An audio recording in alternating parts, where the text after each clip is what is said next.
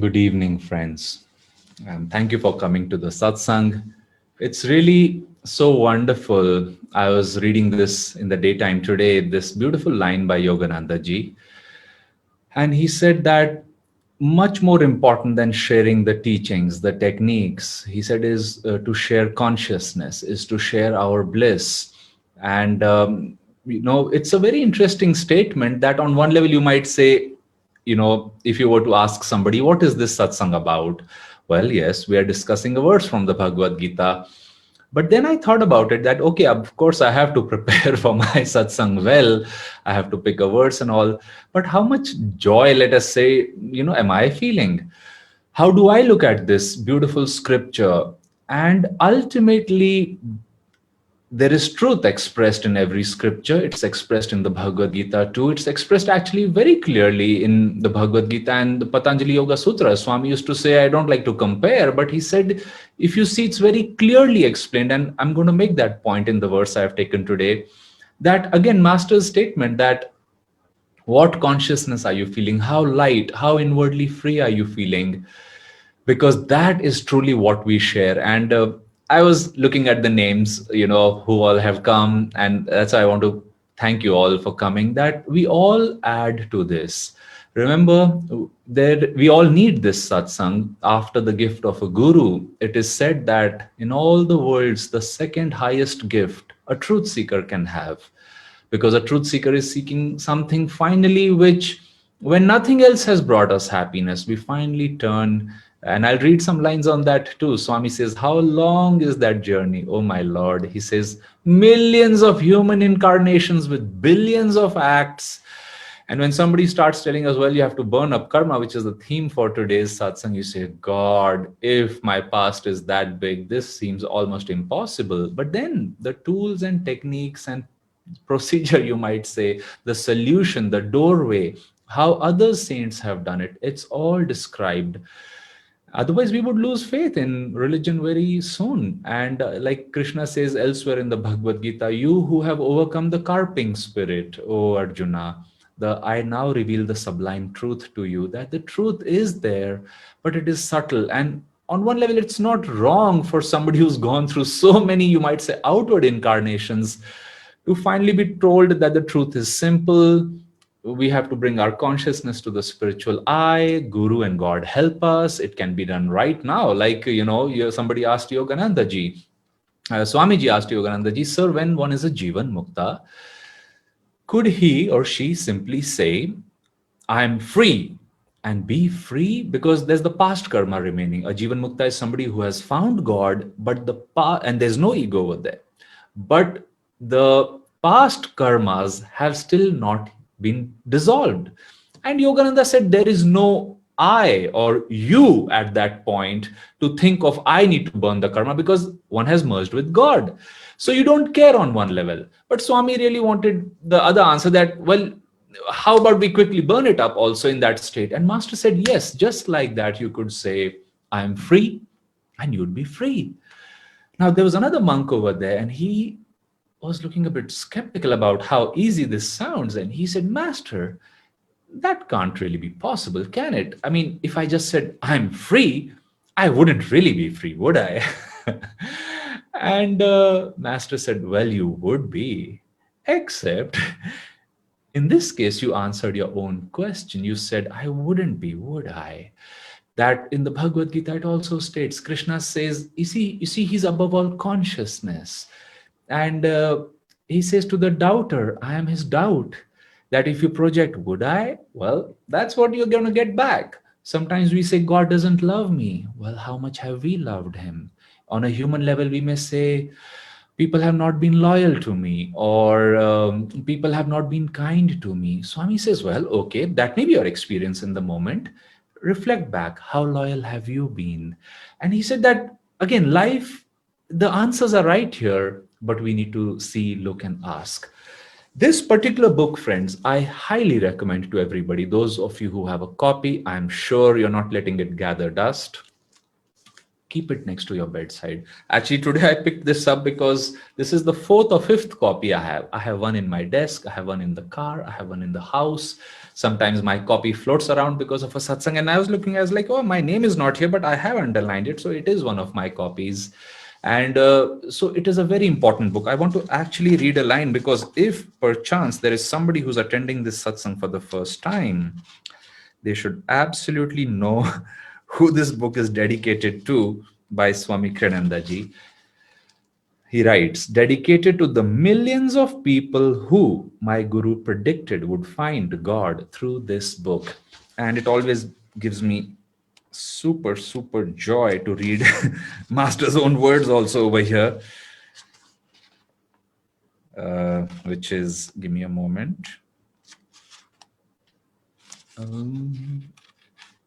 Okay. Yes. This is the foreword Swamiji writes, because he was in 1951, the winter, he was with Yogananda ji when the manuscript of this book was written. Yogananda ji received it through his meditation directly from Ved Vyas, and then Master would dictate, and then he told Swami to read it, and they were working on the editing. And so anyway, these are some lines. When the work was finished, he exclaimed to me again and again, with ecstatic exhilaration and joy, a new scripture has been born. Millions, he added, will find God through this work. Not just thousands. Millions. I have seen it. I know. And that's why I was saying, don't let if the book has come so close to you, if it's in your house, don't let it gather dust at all. Read it every day, in the morning, in the evening, carry it with you. This is also, Swami said, the second most powerful book we have on our path, the first being Autobiography of the Yogi. So anyway, with this little introduction, I want to read the verse for today. The Cosmic Lord said, this is chapter 3, verse 3. The Cosmic Lord said, O sinless one, at the beginning of creation, I established two means by which man could achieve salvation.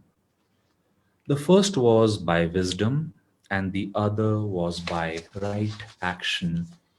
And it's a very simple verse on one level, but the moment you hear, these are like little formulae. Oh, there are two ways, there are three things you have to do, or if you only read these four books.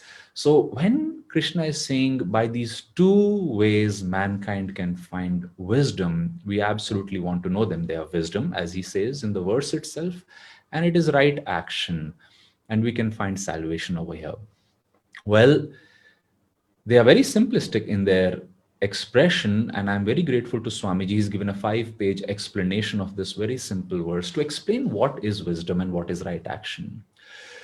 Well, wisdom, he says, first of all, is our direct perception of God. The story he writes over there is Krishna once asked Draupadi, why don't you practice some yoga techniques, Draupadi? And she said, my Lord, how much I would love to do those. But each time I try, I'm simply not able to take my mind away from you for too long. And as she expressed, you might say, this confusion, it's quite an interesting, you might say, a query, devotee. In meditation classes, you ask, okay, what's up? People say, oh, my mind is distracted. I'm thinking of a burger. I'm thinking of my work. There's a meeting. And I'm not making fun of, you might say, us all. We go through this. But what a challenge Draupadi was facing. See, she simply couldn't stop thinking of God to focus on the techniques which take you to God. Well, Master ended the story by saying, listening to this, Krishna only smiled blissfully. Which is to say, now it's very interesting that Draupadi is symbolized in your and my body as the Kundalini energy, which ultimately must unite with God, unite with Krishna consciousness, Kutastha Chaitanya. This is the seat of Christ consciousness, Krishna consciousness, super consciousness.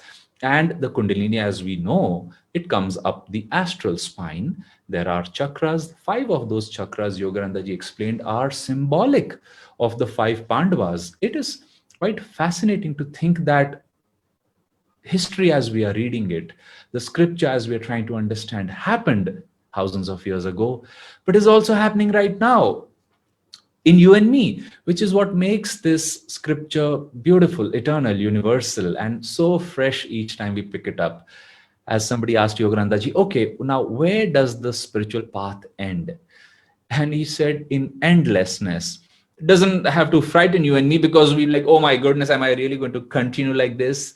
He said, no, you find God. And he said, it just ever new joy continues. He said, the ego is surrendered back. We have transcended the little ego. And like Krishna says in the verse, through wisdom and right action, we have finally found salvation.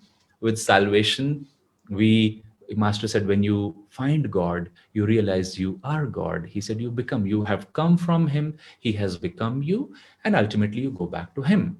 So what is that wisdom then? Well, it is the perception of God, it is the understanding. And Swami says, in truth, it comes at Nirvikalp Samadhi. Now we may say, well, that's exactly what we are looking for. What do we do now? So let's first understand what happens at Nirvikalp Samadhi.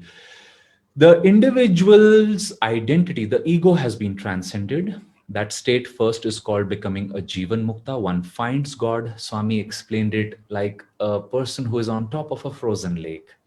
And you know that the lake is only frozen at the top. There's water underneath. There are fish. If you're wanting to fish, you know that there's a lot of things inside. I just have to drill through this lake. You don't break the whole lake. You just drill in one place. And so when we do that through our meditation, through Guru's grace, and other things I'll share that Swami explains in this explanation, we ultimately, let's say, will find God. We enter the state of Nirvikalp Samadhi. And Swami saying, understanding that I am now one with God, that's when he asked Yogananda ji that question, that what about the past, sir? And Master said, the past has to be dissolved. He says we ultimately have to realize that Satan itself is a part of creation's plan, God's plan. We have to have lived dark lives, you might say, in the past. What is darkness? It's the absence of light. It is doing deeds which haven't brought us happiness, name, fame, popularity, money, affection for one person versus another, attachment to people, places, things, ourselves, opinions, all these things which for a moment, they have such a delusory power. For a moment, see like, yes, this is what I was looking for. Well, once it is satisfied, the soul is not satisfied and it wants to look at others. So once we go through all those, you might say, unsatisfied desires, we finally, it dawns upon us that there must be something else. We look for God, but when we do find God, it's not like, okay, in that moment, it's over. There's a little procedure over there. Swami says you have to go through all the actions of all the past lives, whether one by one. You can take your time because, again, remember, when you're a Jivan Mukta, there is no ego. There is no there. Like somebody asked Ramana Maharshi, who Yogananda ji said was a Jivan Mukta, that he had a swelling, and they said, is it hurting? He said, yes and no. He said, when I want to, I can focus on it, but there's no me to feel it. He said, actually, your conversations bring my attention that there is a swelling. He said, but otherwise he is blissful. But then why does a Jivan Mukta retain some consciousness on an egoic level? Because they have come to help their disciples. Perhaps they're using it to burn up past karma. And that's where Master said to that monk who said, but I can't really be free, Master, by saying I'm free. He said, you can be. However, remember that the very mind by which you're trying to overcome delusion, it's like you make up your mind to overcome delusion. He said, but remember that mind itself is infected. So you have to, as if, strengthen that mind, bring it to the point of that height of consciousness where your affirmation, I'm free, becomes real. So how do we get that state of consciousness?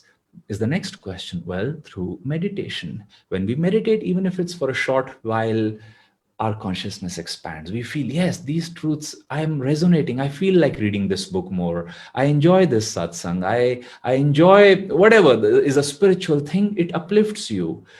And he said that when we can meditate, when we can do our actions with that state of consciousness, when we are in satsang,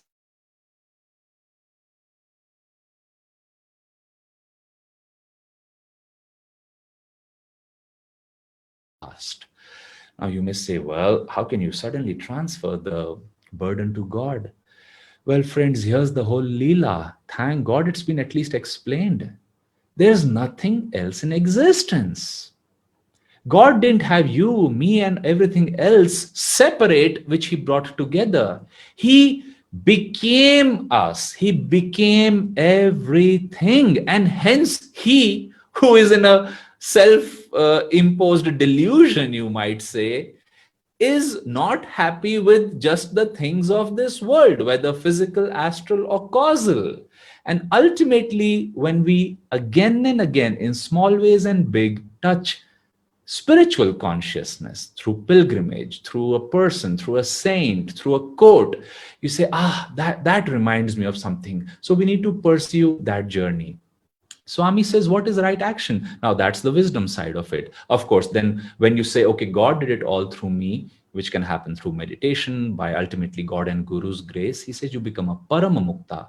You reach the stage, he said, of Kevalya Moksha. You become a Siddha. All these three terms are synonymous.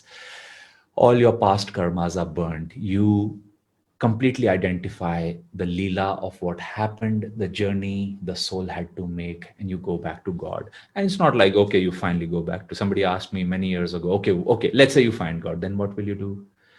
I said, uh, I don't know what I will do because I don't know what that feels like. I said, they say when you find God, that you don't want to do anything. There's nothing left to be done. You become Him. There's joy everlasting. It's not like you're in a body thinking what to do now. It's lunchtime or something like that. We stayed in that state of perpetual samadhi, bliss, that ever new joy. And that is why reading the lives of saints is so important, because we don't get examples like this in day-to-day life. But you read autobiography of a yogi, you read some of these things, you say, okay, by their grace, they know how hard it is. I know how hard it is. I'm going to still keep moving. And by their grace, this should be possible. Now comes the question, okay, wisdom is the dawn of understanding that God and I are one. He alone was doing everything. How do I go reach that stage? What's the second step? Krishna says, he says, good action, right action. What is right action? Be thou a yogi, O Arjuna, said Krishna to him. Now you may think, Swami said, be a Hindu yogi, be an Indian yogi. It's been practiced more over here. It was said in Kurukshetra. Swami says the word yogi and yoga, they are not adequately understood. A yogi is anybody who wants to unite his consciousness with God and is applying, you might say, a scientific step-by-step process for it. For example, primarily Swami says anybody who prays, who meditates, who believes in good actions, who understands that yoga is about transcending the ego, qualifies to be called a yogi. So be thou a yogi. And there too, more specifically, if we think of the eight-limbed path, eightfold path of Patanjali, again, it was mentioned more in India, but it is no intellectual property of one yogi. It's his compassion that Patanjali shared it, the father of yoga shared it, but it is equally applicable not only to people all over the world, but in any part of this universe, because it's a teaching of Sanatan Dharma that by yamas and niyamas, the good actions, don't do this. Why? If you steal, if you hurt others, all those things, if you are attached to one thing, well, you will stay attached. That's the whole tragedy of it. And our consciousness is limited. We are, you might say, a small yogi. Our sense of yoga is very small. We are united. We are one with that object of affection and attachment. However, So don't do some of those things, Patanjali said. If we do some other things, he said, your consciousness will expand. So those are the proper attitudes which guide our actions. And it is very serious to again and again revise them. Often when I'm on a long walk by myself, I again and again in my mind go through the yamas and niyamas. And it's just such a wonderful practice. We just have to remember to do this enough, I tell myself even then. Well, once a person who is an aspiring yogi does that, then Swami says you come to asana. Sit firm wherever you are. Sit with a straight spine so you can allow Kundalini, that energy of Draupadi, to flow upwards. These are laws we have to cooperate with. You can't be a yogi like this. I mean, you will be a sad yogi. And all gurus correct us that don't sit like that, sit straight. So that's our posture. Pranayam. Learn to control the energies. They will again and again go out because we've come through that journey. It's a habit. And it goes out, internalize that experience. Well, it's a beautiful color. I'm happy for it. But where are you happy? You're happy in your heart. You're happy at the spiritual eye. With just a little practice, it is possible, and we develop that awareness. Food comes, other things come. The senses were given to us so we could explore this world and get a glimpse of what the creator might be. But if we get trapped in the senses, it's a tragedy, and we continue our search. So through pranayama, we control the energy. Now, how do we really, what ties the energy to us? The breath is very powerful. So let's say you don't feel like doing something, but your boss tells you to do it. You have to finish this work before you go back home. And you say, okay, I have to do this.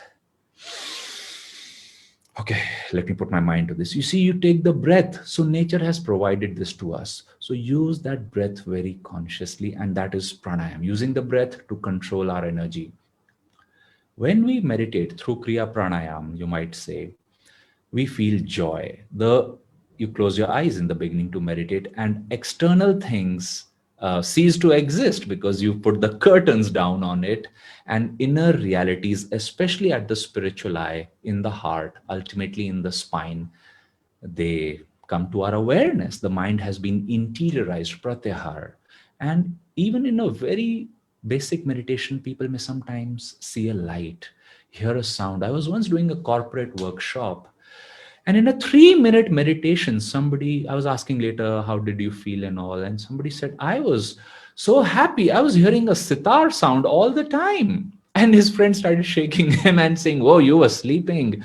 Wake up. This was meditation, not a sleep break. I said, no, I'll have to explain this. I said, he actually went perhaps more deeper than most of us, because there is a sitar playing inside of us at the Manipur chakra all the time. There are temple bells. There is the sound of Om at this chakra. And again, in different verses of the Bhagavad Gita, you will see an explanation Swami and Yogananda ji give about it. So Pratyahar is not just like, okay, ignore the world, go within. Well, there are things inside to get engrossed with deeply. So interiorization of mind leads to the dharana, concentration. Oh, what is this light? What is this sound? Because these are coming directly from God, they are closer to our own soul nature. Dharana, concentration, becomes absorption.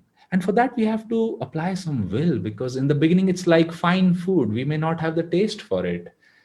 And we still run to the streets again and again. But you come and you say, no, this food is good for me. This is better for me. And when we go to that, then finally, continued absorption by deeper, longer, thirsty, guru-given meditation, Paramahansa Yogananda ji said, by Guru's grace, God's grace, comes the state of samadhi. And that is the state which, this is the procedure, you might say, of right action, which ultimately takes us into the step of salvation. Now, because this is not a common practice, friends, we are hardly in a higher age. We are in a slightly higher age than Kali Yuga, one notch higher, but over there also just in the beginning, it is very important to come to the satsangs, because we don't get this example all the time. It's not on the headlines of newspapers. It's not there. And I'm not criticizing the world. I'm just saying it's not there. So go where these reminders are, and then we can easily say, okay, it seems like a long journey, but on the other hand, remember what Yogananda ji said to the monk. if you said, I am free, you could be free, but you have to develop that power. It's like a little high jump. You can't just stand and jump. You have to be running and gain momentum. And that is our daily practice, daily sadhana. I want to read a few lines directly from Swami's explanation. And sorry, I've exceeded my time, but feel free to leave. But if you can stay, it would be nice. Okay, this is the last page. It must be understood, Swami writes, that the Bhagavad Gita is for everyone, and not only for those who can meditate deeply. It is indeed for even the most worldly of human beings.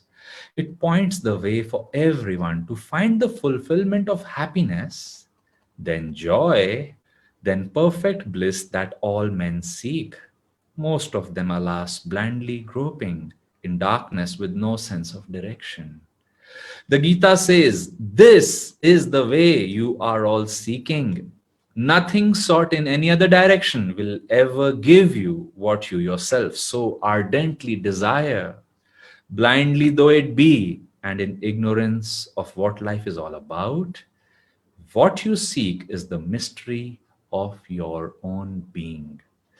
And finally, because this is about right action is also about karma yoga, we have to act, we have to meditate. But what is the attitude with which we should meditate, and for whom? Is this because we've been told to meditate? Is it to please Guruji and to God? No, let's listen to these words. The important point to remember is that the goal of karma yoga is not to please God. It is, in a true sense, to please one's self with a capital S. That is to say, it is to find bliss in one's own divine self. This is also the message of every true scripture. Do that which will bring you not pleasure and not even mere human happiness, but bliss. To emphasize the ego and its narrow self interests is the pathway to hell. To de emphasize it by expanding one's sympathies and awareness is the pathway to heaven. Ultimately, the true heaven which all seek is Sat Chit Ananda, ever existing, ever conscious, ever new bliss. Thus, that action is spiritual, which minimizes one's emphasis on the ego and on everything that feeds ego consciousness, desires, attachments, and every warrior in the whole army of the Kauravas. And remember, this is just the beginning of the Bhagavad Gita, and then verse by verse, Krishna outlines in 700 verses how to overcome, you might say, each Kaurava tendency. So let's keep up our daily practices. Let's read this book, I would say. Make a study of this scripture. These are deep words. Maybe pick a weekend where you take certain verses and apply them with reminders throughout the week. You know, friends, Patanjali, the father of yoga, again said, he said, if we are not in bliss, we have nobody else to ask but ourselves. Why? Because the path has been shown. Many countless souls have found him, found their own highest expression. Now, in these times where people are trying to change the world in so many levels, practically on all levels, people are trying to change the world, and it's wonderful. But a yogi tries to change his consciousness first by changing our consciousness, by allowing God and gurus to flow through us. That becomes our gift. This world ultimately will not give us. Even if it turns into Satya Yuga right now, we still will have the ego.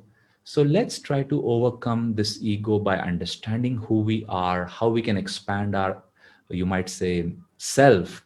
And in that through that expanded, ever expanded self, it becomes more and more and more easy as we stay in that state to serve everybody. So joy to you. I'll do